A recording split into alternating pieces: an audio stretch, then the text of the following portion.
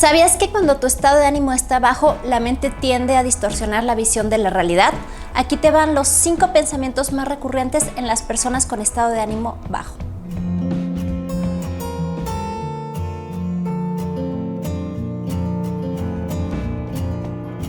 Estar triste es normal, a todos nos ha pasado por lo menos en algún momento de nuestra vida, pero estar deprimido es algo mucho más profundo que lleva más síntomas.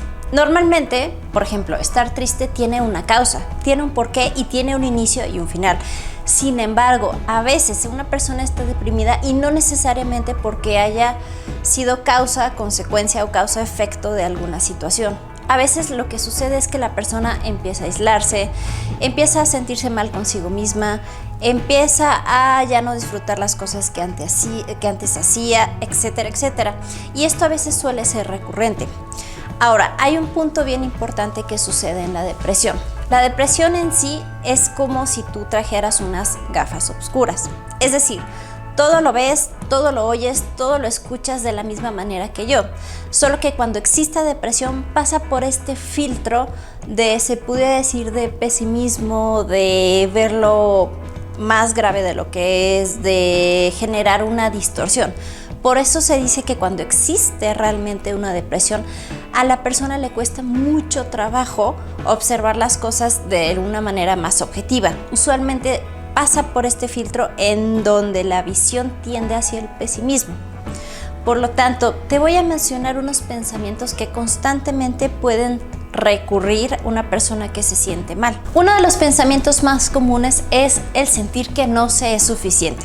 Es decir, una persona que tiene un estado de ánimo muy bajo o deprimido, lo que sucede es que siente que las cosas que hace, siente que los esfuerzos que hace, siente que la forma en que se relaciona nunca es lo suficientemente buena, ni está a la altura, ni su trabajo es suficiente, ni sus relaciones con las demás personas son suficientes. Otro pensamiento recurrente es el exceso de responsabilidad. Ejemplo, yo soy responsable de todas las situaciones que están pasando, que a veces no necesariamente la causa-efecto la persona tiene responsabilidad sobre eso.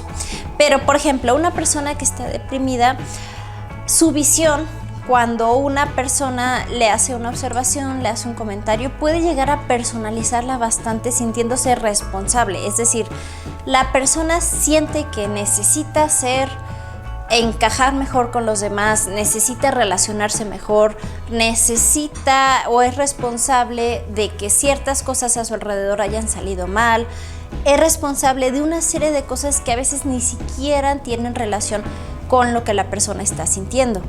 Un tercer pensamiento recurrente es frustrarse por no sentir que estás disfrutando lo suficiente. Es decir, la persona con el estado de ánimo bajo o deprimida lo que empieza a sentir es: debería de estar disfrutando más mi vida, debería estar haciendo más cosas, debería estar saliendo más, debería estar socializando más, y se frustra tanto en lo que debería estar haciendo con su vida en relación a lo que no hace, que eso al final de cuentas le termina provocando un estado de ánimo más bajo aún. Por lo tanto, es importante que te des cuenta que si de alguna manera no estás disfrutando, no te presiones por hacerlo. La vida no lleva ciertos deberías o no tendrías que estar disfrutando como lo que hiciste. Vale la pena que te des cuenta que nada más es adherirte a cierta presión, a cierto estado de ánimo que ya estás sintiendo en este momento. Otro pensamiento bien importante es el sentir que no es importante para nadie. Es decir, normalmente todos tenemos personas para las que nos sentimos importantes, queridos, que les importa nuestra amistad, etcétera, etcétera.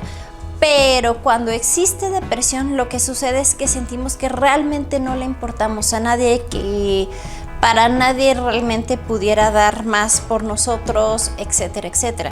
Y esto no es más que una distorsión de la realidad. Efectivamente, hay situaciones en donde las personas pueden no estarte demostrando su cariño, su amistad por ti, pero lo que tienes que tomar en cuenta es que el estado de ánimo bajo influye en que te puedas llegar a sentir más solo de lo que tú realmente estás. Y un quinto pensamiento muy recurrente puede ser en forma de: estaré mejor si no existiera, si ya no viviera, si ya no molestara a nadie. Y este pensamiento tiene que ver con un estado de ánimo bastante extremo. la sensación o el pensamiento de que tu vida que no existieras o que tu vida estaría mejor si ya no molestaras a nadie, tiene que ver más con una visión distorsionada que con una realidad.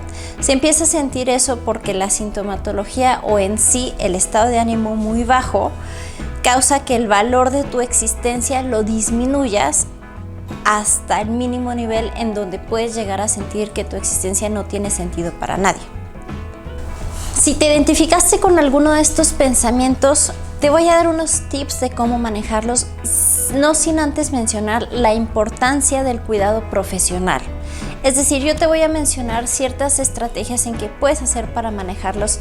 Sin embargo, es importante que estés bajo visión profesional que puede apoyarte de mejor manera. Algo que puedes hacer para manejar este tipo de pensamientos es no poner en una valoración tan alta cuando los tengas. Ejemplo, imagínate que tú al final de tu día o después de un día muy pesado piensas, no soy lo suficiente, sería mejor si no existiera. No estoy disfrutando lo suficientemente mi día. Y este pensamiento proviene al final de cuentas de todo un día muy pesado que tuviste o de una serie de cosas que pasaron a lo largo de tu día.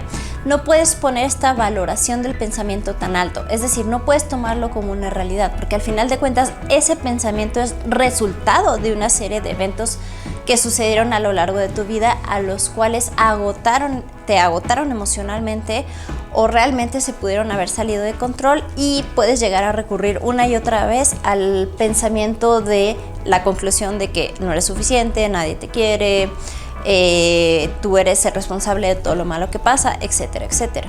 Otra de las estrategias que puedes hacer es posponer el pensamiento.